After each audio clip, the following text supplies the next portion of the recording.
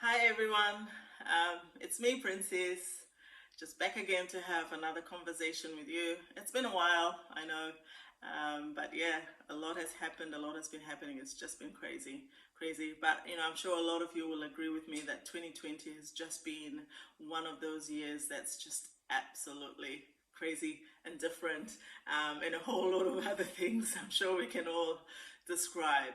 But I'm really excited for the next decade. It's like for me, 2020 has marked the beginning of a decade.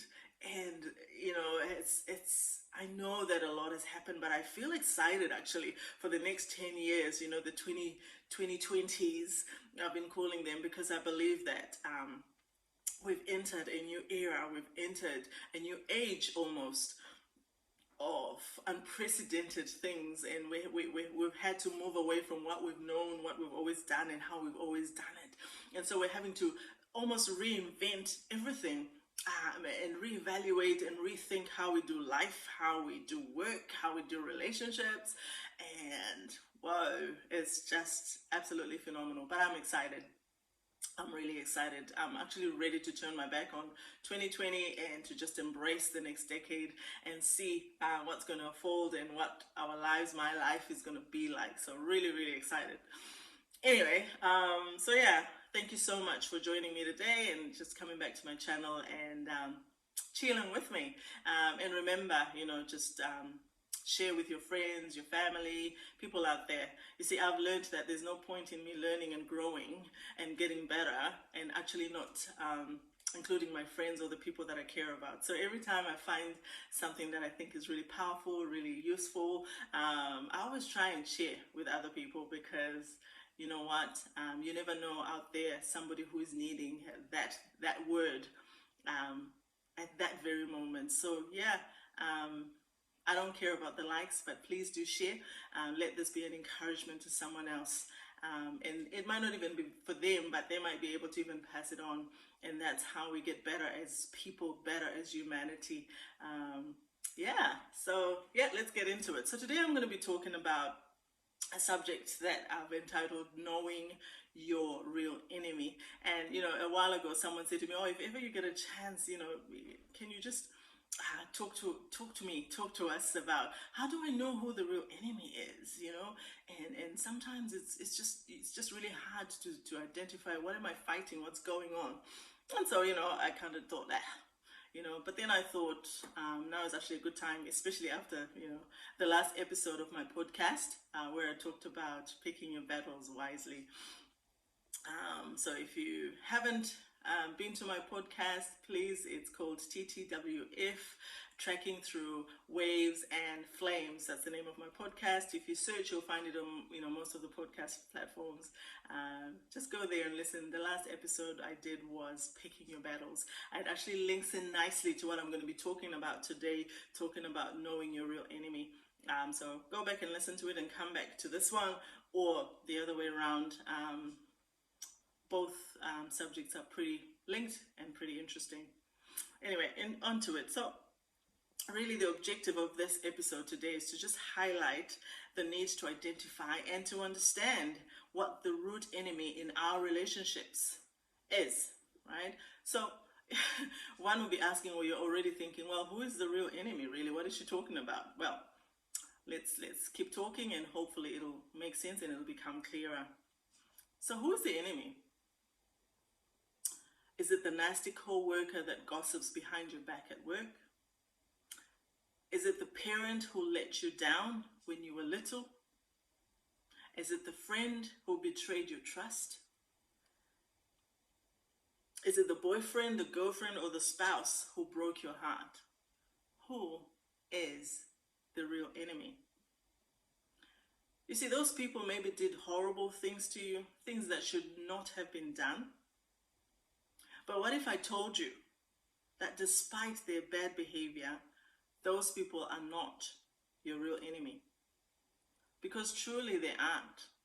And this is a big subject, but today I've just taken a little bit of it for us to talk about and to break it down a little bit.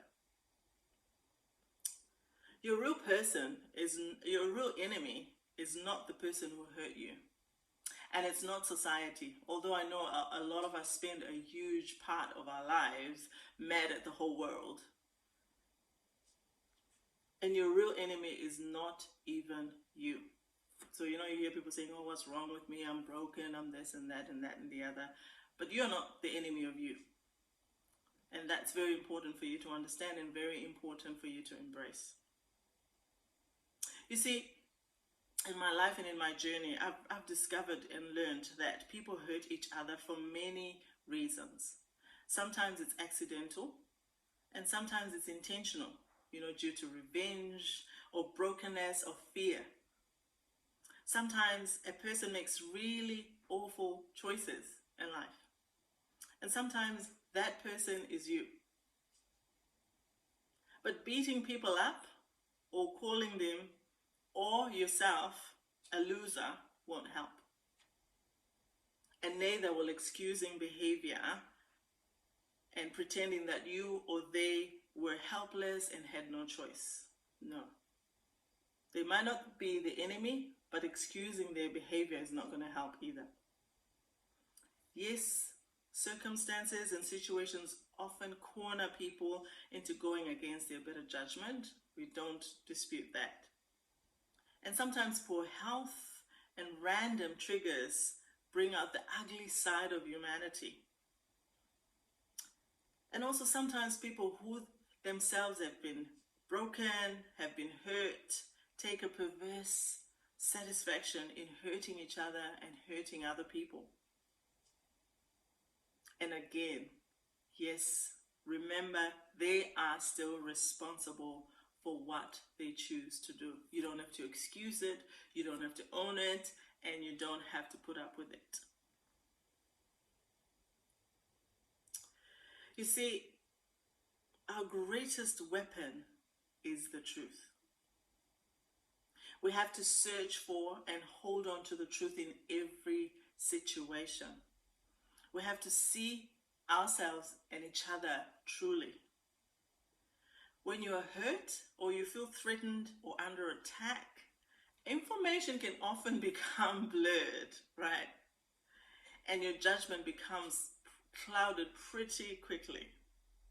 And so we must refuse to succumb to lies. We must refuse to give in to lies while reinforcing the truth. We have to shift our views, our perspectives, and even some of our responses so that we can speak truth in love instead of arguing or fighting all the time. Remember, we're talking about who is the real enemy, who is the actual enemy in any situation, in any relationship. I'll start, with the obvious, and that was my journey. You see, nobody warns you about it when you get into a relationship or when you make that big commitment of marriage. They tell you everything else, but they don't really warn you about some of these relationship fireworks that happen in these long-term committed relationships. Until you discover inevitably at some point in your life, the mud will hit the fan, and then you'll be like, oh my, what is going on here? But then meanwhile, from the beginning, the real enemy has been lurking silently in the background. And I speak from experience, like I said, because I too have been in seasons where I've had challenges and fights. But lately, and over time, I've been learning to stop and to almost do like a root cause analysis, like what's really going on here. And honestly, not just looking at the other person, but looking at holistically the other person, the situation, myself, and everything else, just to see what's really going on. And so, it's important to emphasize at this point that when issues arise in any relationship, for as long as you're seeing each other as the enemy, the real enemy is gaining ground. failure to identify the real enemy can quickly destroy a relationship, because then we channel our attack in the wrong direction. Go figure. We could prematurely expel or remove someone from our lives. Or, this is a good one, we try to guilt trip or shame or bully them into changing. But then there's also the flip side, that we need to be careful of, where we tolerate dangerous dysfunction. So there's two sides to this coin, where we're trying to bully them and guilt trip them into changing, or we expel them, get out of my life or I get out of yours, or then we tolerate dangerous dysfunction. In the meantime, while all this is happening, remember, our personal loneliness is expanding, leading to further disconnect and deterioration in the relationship, leaving us vulnerable to making the wrong choices and the wrong decisions. All because we identified the wrong enemy. And so, guess what? If you don't know your enemy, what exactly or who exactly are you fighting? But then, the real enemy, I've been talking about who the enemy isn't, right? And so let's expand a little bit more. I think we've made it clear they're probably not who you think or what you think. So, number one, the real enemy is not that person you fell in love with. Let's just start with that one. Shocking, but true. So your man did a terrible thing that crushed your heart. Or the woman you love is always stomping on your self-esteem and humiliating you every single day. It's obvious your husband, your wife, your partner has issues, right? It's obvious. Anyone with eyes can see it, right? But is that the truth though? Is it possible that the real enemy of your relationship is the fact that you allowed yourself to tolerate something that needed real attention months ago, or maybe even years ago? The fact is, our relationship's real enemy is something very different from that man or that woman you love. And that enemy, once again, is not even you.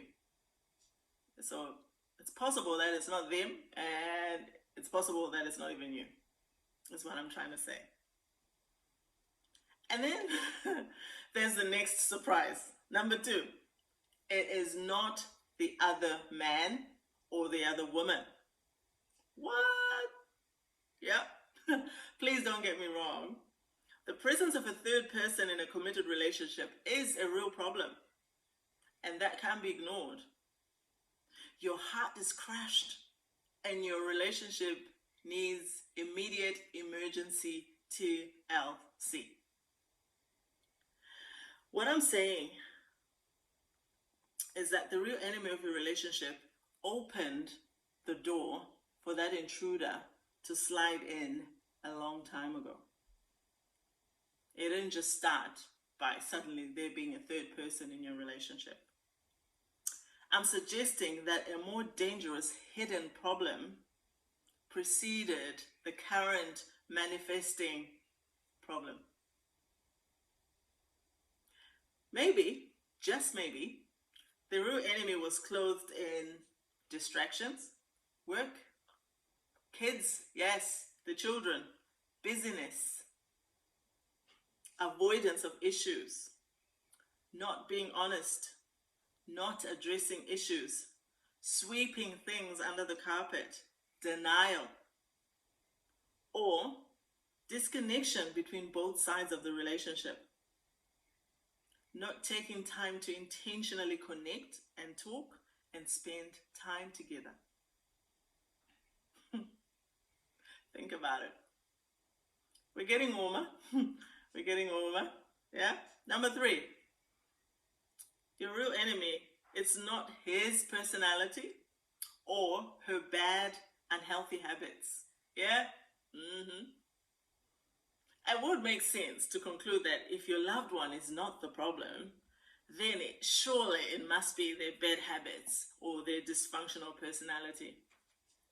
Well, maybe not. So he's got a drinking problem. So she's selfish and self-absorbed. Of course, she's a princess, right? Or he's lazy and doesn't help around the house. Or she's a shopaholic who doesn't think about money or what we're trying to do. Or even still, he's an emotional basket case. He's a mama's boy. I could go on and on and on.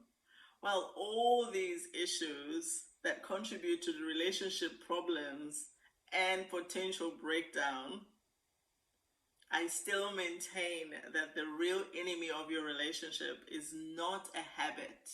It's not an addiction or a dysfunctional personality type. So let's take a deep breath before the big reveal of who or what I think the real enemy of your relationship is. It's not a third party. It's not your spouse, your partner, or you, however messed up you all might be.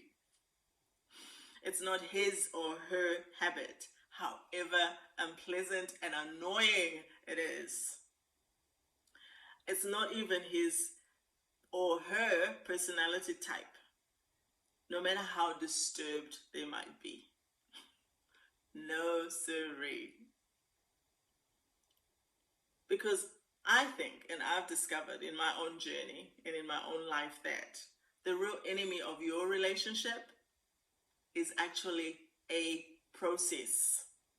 Underline the word process. Highlight the word process. That's what I've learned, that the real enemy usually is. And why do I say that? Let's keep talking. I hope it will make sense. Because I'm really serious. I really think that the real problem is just a process. My revelation has come during my own experience. In my, my long-term relationship is obviously my marriage, and in my relationship with my parents, with my mother. So yeah, after many years of pain and anguish and arguments and frustration and I finally realized how useless it is to blame.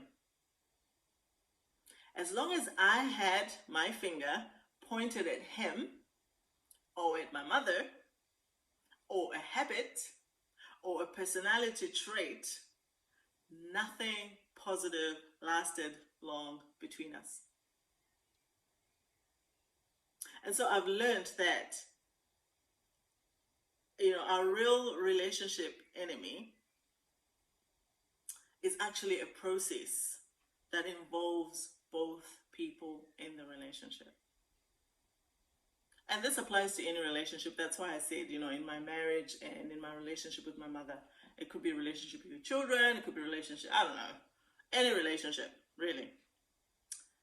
And learning to apply this truth that I'm talking about has transformed my relationships. And my hope is that maybe, just maybe, it will also transform yours. So let's look at this a little bit more. So, recognizing that the real enemy is a process brings hope because, number one, we can kickstart a process. So you, me, the individual, myself, I can kickstart the process. And number two, count, two fingers. A process is something that we can change much faster than trying to change a person or trying to change someone's personality or trying to change someone's habits. You see, the alcohol or the addict may not change right away. In fact, they won't change right away. But you can change your responses to him or her. And therefore, you become less enabling to that behavior. So you have to make a process change that encourages the other person to take responsibility for their own drinking problem, for their own addiction, right? For their own habit. Your partner may not become less self-centered.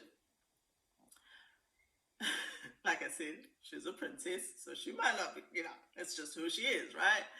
But you can change your response to them. So stop being a doormat. Yeah, well, culturally, we're Africans, and so as a wife, I have to put up with this and da-da-da-da-da. Just stop being a doormat. I'm not talking about stop being respectful, and no, that's not what I'm talking. You know what I'm talking about. They're self-centered.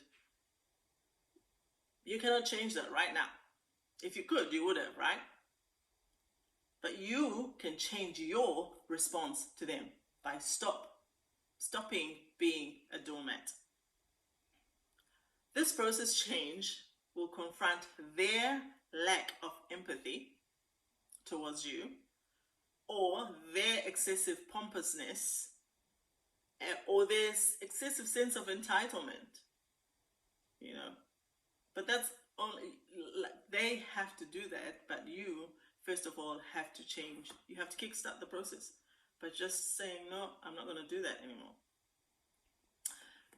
You see, by changing or adapting your part of the process, you extend opportunity for your partner to take personal responsibility for their change. So this clears your vision for a proper assessment, right, of your relationship, and also opens the door to potential resolution and recovery, because that's what we want. Ultimately, that's what we want. We want resolution, we want recovery, we want better relationships, and we want to feel better about ourselves and about each other. And it also clarifies whether or not continued effort on the relationship is worth it.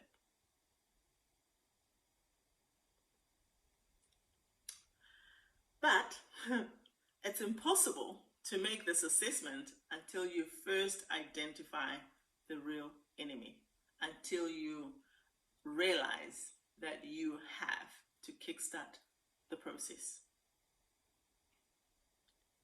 So just remember, the real enemy of your relationship is often a tricky, subtle, not easily identifiable process. And I don't know how many times I can say this, but real relationship transformation is not about changing your partner or changing the other person. It's about changing the process, and that involves both of you. But it just means someone has to start, and I'm talking to you, so you have to start the process change, right? It only takes one of you to kickstart the process change. So again, why don't you be the one to start? And that doesn't mean it's easy. I'm not saying that. It's not easy. I know, to make the better choice, it's hard. It's actually easier to fight. It's easier to just, give tit for tat, give it back to them as much as they're giving, but it's not easy, what I'm suggesting, but it just means that it's possible. It might not be easy, but it's possible. You got to start somewhere. Small changes leads to big changes, leads to real changes. As I was thinking about this and just, looking around and reading around, I just thought of the movie The Hunger Games. I don't know how many of you have watched the movie The Hunger Games. It was a big deal. big movie. I haven't watched all of them. I think there was like 4 or 5 of them, sequels and prequels and whatever. But in the movie, The Hunger Games, when Katniss refused to see other tributes as enemies, but chose to see them as fellow soldiers fighting the same overarching enemy, she won the game. So in the Hunger Games, they're being made to fight against each other. And they don't realize that, both sides have one enemy that's controlling them and making them fight against each other. So when Katniss refused to then see the other opponents as their enemies, that's when she won the game. And she didn't just win the Hunger Games, but she won, because she was forced to participate in the Hunger Games. So she didn't just win those games, but she won the real game, the game of life. Katniss realized that hurting the people who hurt her, who were hurting her, wasn't helping. Right? And like Katniss, the only way to free ourselves is to refuse to play the game their way. So refuse to play the game the other person's way is what I'm trying to say.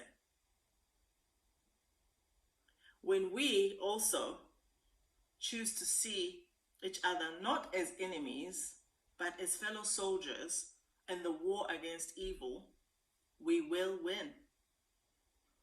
Katniss chose to break the rules. And so we too can break the rules. When we're tempted to blame others for wronging us, we can refuse. When the evil voice urges us to hurt those who hurt us, we can refuse. You see, the truth is, human nature wants us to be selfish, to hold grudges, to get mad, to hate one another, But all we have to do is to fight the game, is to do everything that's the opposite of that, So be selfless, forgive, keep your temper, hold on to your temper, love one another, heal one another, give each other a second chance, right? Again, it's not easy, but it's possible. We have the power to choose. One thing, though, from the Hunger Games is that Katniss was unable to fight the game. She was able to fight the game because she was committed to the point of death. The Hunger, it was, a fight to the death, basically. And she was committed to the point of death. She was willing to sacrifice herself. And so must we. Sacrifice our pride, our ego, even our very lives sometimes. And it's not because we'll actually die, I'm not asking you to be a martyr for the relationship.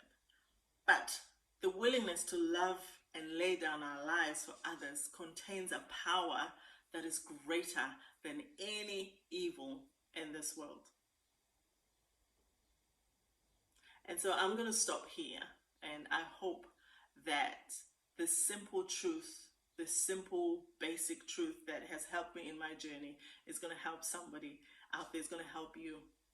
You see, I believe in keeping it simple. Sometimes we look for all these complicated solutions and we spend money on all sorts of complicated therapies. But sometimes it's the simple things, the basic things that will make the difference. Even if it just means kickstarting the journey towards recovery, the journey towards improvement. And so for me, it's just this simple. There's so many other things we can do.